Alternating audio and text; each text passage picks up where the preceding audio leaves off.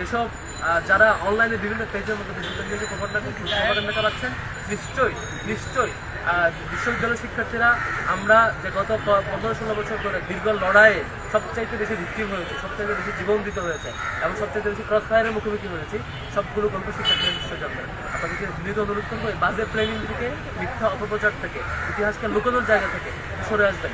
আপনাদের যে ইতিবাচক জায়গা সেগুলো দেখাবেন। ঢাকা বিশ্ববিদ্যালয়ের শিক্ষার্থীরা বোকা না, এটা এলাকার মেম্বার ইলেকশন, এটি এলাকার ইউনিয়ন চেয়ারম্যান ইলেকশন না।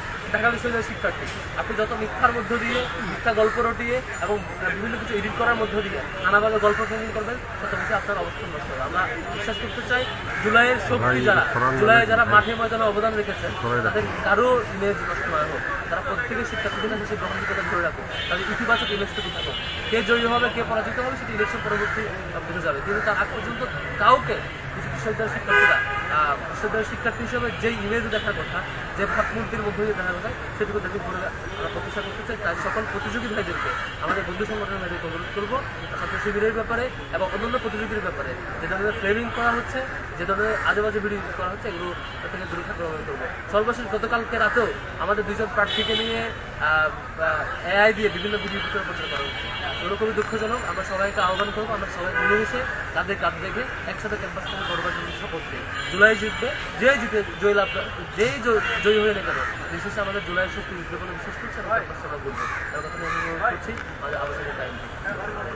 শিক্ষার্থীরা খুবই আশঙ্কা প্রকাশ করছে, কারণ অধিকাংশ ডিপার্টমেন্টের এই সময়ের মধ্যে অনেকগুলো পরীক্ষা আছে, কারো ক্লাস টেস্ট, কারো মিডটার্ম, কারো বিভিন্ন ধরনের অ্যাসাইনমেন্ট, প্রেজেন্টেশন।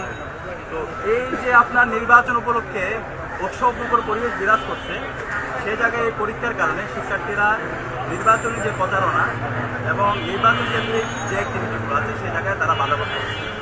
সেই জায়গা থেকে আমরা বিশ্ববিদ্যালয়ের প্রশাসনকে জানিয়েছি, যেহেতু ডাকসু নির্বাচন সারা দেশের মানুষ আমাদের দিকে তাকিয়ে আছে এবং আমরা এর মাধ্যমে একটা গণতন্ত্রের নজির স্থাপন করতে চাই, সেই জায়গা থেকে যে পরীক্ষাগুলো আছে সেই পরীক্ষাগুলো 9 সেপ্টেম্বরের পরে যদি নিয়ে যাওয়া যায় তাহলে এটা সবার জন্য ভালো হবে। তো ইতিমধ্যে আমরা বিশ্ববিদ্যালয় প্রশাসনকে জানিয়েছি এবং এটা হচ্ছে শিক্ষার্থীদের অন্যতম একটা প্রত্যাশা, তাদের আকাঙ্ক্ষা।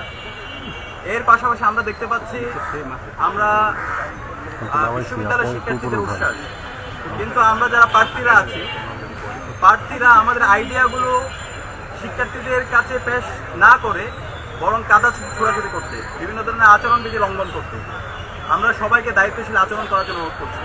আমরা সবাইকে অনুরোধ করবো আপনারা কেমন ঢাকা বিশ্ববিদ্যালয় চান সেই প্রত্যাশাগুলো শিক্ষার্থীদের সামনে পেশ করেন, কিন্তু একজন প্রার্থীর বিরুদ্ধে সাইবার বুলিং করা, মিথ্যা প্রপাগান্ডা ছড়ানো, এর মাধ্যমে নেগেটিভিটি হচ্ছে, এর মাধ্যমে প্রতিটা ফ্যাসিস্ট হাসিনা এবং তার দূষতা ছাত্রলীগের যে প্রপাগান্ডা, সেই প্রপাগান্ডা তারা কৌশল ব্যবহার করছে। সে জায়গা থেকে আমাদের সবাইকে আমি দায়িত্বশীল আচরণ করার জন্য অনুরোধ করবো।